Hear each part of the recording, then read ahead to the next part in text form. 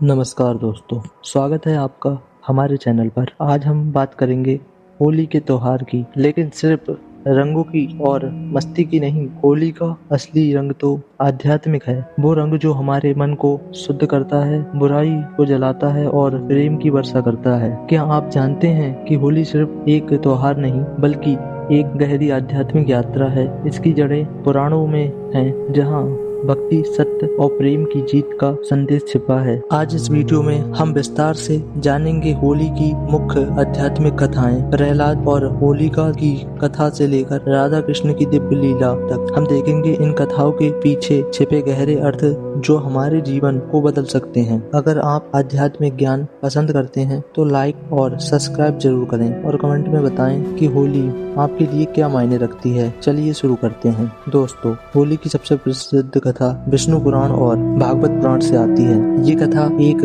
बाल भक्त प्रहलाद की, जो हमें सिखाते हैं कि सच्ची भक्ति से बड़ा कोई बल नहीं। प्राचीन काल में एक शक्तिशाली राक्षस राजा था, हिरण्यकश्यप। उसने कठोर तपस्या से ब्रह्मा जी से वरदान मांगा, ना मुझे कोई मनुष्य मार सके, न देवता, न पशु, न दिन में न रात में, न घर में मरूं न बाहर, न अस्त्र से न शस्त्र से। ब्रह्मा जी ने वरदान दे दिया और हिरण्यकश्यप अहंकारी हो गया। वो खुद को भगवान मानने लगा और सबको आदेश दे दिया कि सिर्फ मेरी पूजा करो। लेकिन उसका अपना पुत्र छोटा सा प्रहलाद भगवान विष्णु का परम भक्त था। प्रहलाद हर समय ओम नमो भगवते वासुदेवाय जपता रहता। हिरण्यकश्यप गुस्से से पागल हो गया। उसने प्रहलाद को समझाने की कोशिश की, डराया, लेकिन प्रहलाद डिगा नहीं। अब सुनिए क्रूरता की हद। हिरण्यकश्यप ने प्रहलाद को मारने के कई तरीके अपनाए। पहले उसे पहाड़ से फेंक दिया, लेकिन विष्णु भगवान की कृपा से वह बच गया। फिर जहर दिया, लेकिन वो अमृत बन गया। फिर हाथियों से कुचलवाया, लेकिन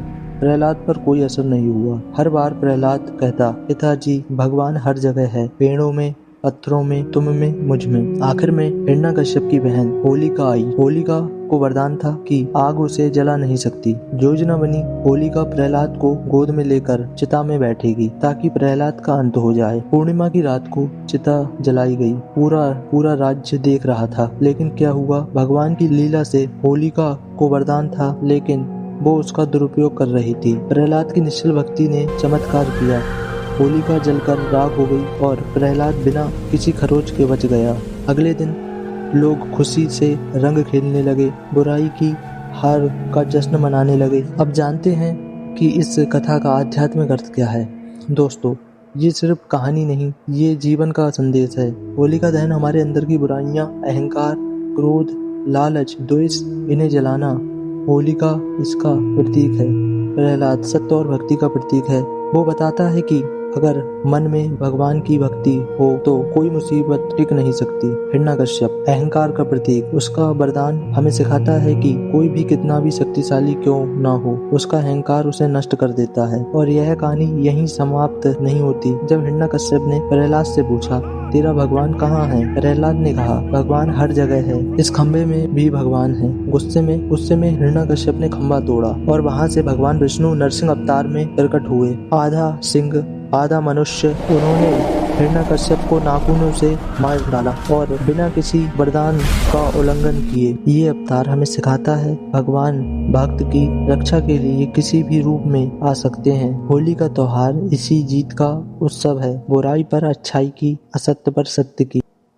आते हैं होली की दूसरी महत्वपूर्ण आध्यात्मिक परत पर, ब्रज की होली, जहाँ भगवान कृष्ण और राधा जी की दिव्य लीलाएं हैं। ये कथा भागवत पुराण और गीता गोविंद से आती हैं और ये होली को प्रेम का त्योहार बनाती हैं।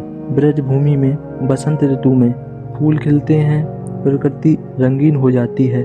कृष्ण गोपियों के साथ रास लीला करते हैं। लेकिन होली में खास मस्ती। कृष्ण सांवले थे, राधा गोरी। एक दिन कृष्ण ने यशोदा माँ से पूछा, माँ, मैं इतना सांवला क्यों हूँ? यशोदा माँ ने हंसकर कहा, बेटा, राधा पर रंग लगा दो, फिर देखो कैसे गोरे हो जाओगे।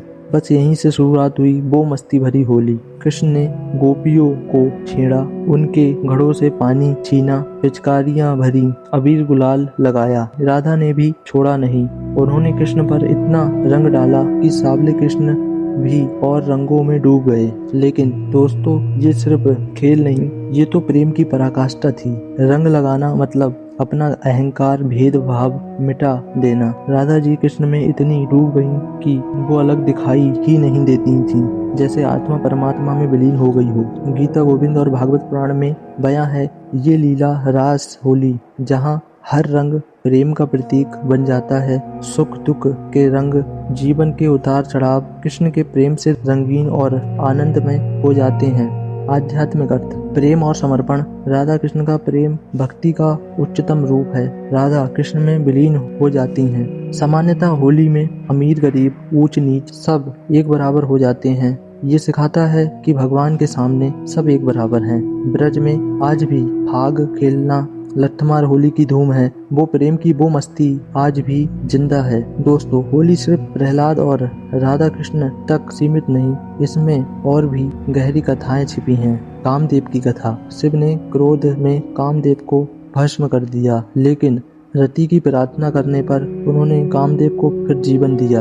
होली हमें सिखाती है इच्छाओं पर नियंत्रण रखो, वरना जलकर राख हो जाओगे। लेकिन प्रेम से सब ठीक हो जाता है। धुंधी राक्षसी की कथा। ये राक्षसी बच्चों के शोर से डरती थी, इसीलिए होली में ढोल नगाड़े, चीख पुकार, शोरगुल, ये सब नकारात्मक ऊर्जा, बुराई को भगाने के लिए है। तो कुल मिलाकर होली का असली संदेश क्या है? होलिका दहन से मन की गंदगी, क्रोध, ईर्ष्या जला दो। रंग खेलकर सबको गले लगाओ। जीवन को कृष्ण की तरह मस्ती से, हंसी से जियो। प्रहलाद जैसी निश्चल भक्ति, राधा जैसा प्रेम अपनाओ। आज के भागदौड़ भरे जीवन में इसे कैसे लागू करें? ऑफिस में छोटी छोटी राजनीति, परिवार में पुराने झगड़े, इस होली सबको माफ कर दो। एक नई शुरुआत करो, दिल से रंग बरसाओ। तो दोस्तों, होली कोई साधारण त्योहार नहीं, ये जीवन का आईना है। बाहर से रंग लगाओ, लेकिन अंदर का रंग भी बदलो। कृष्ण की भक्ति में, प्रेम में, समर्पण में रंग जाओ। इस होली पर हर दिल में बस प्रेम ही प्रेम बरसे, कोई कड़वाहट ना रहे। अगर ये वीडियो आपके दिल को छू गया हो तो लाइक जरूर करें, दोस्तों के साथ शेयर करें और चैनल को सब्सक्राइब कर लें। कमेंट में बताइए आपकी सबसे यादगार होली कौन सी थी। अगले वीडियो में मिलते हैं किसी प्यारे त्योहार या किसी दिव्य कथा के साथ। आप सभी को होली की हार्दिक शुभकामनाएं और आपकी होली मंगलमय हो। राधे राधे।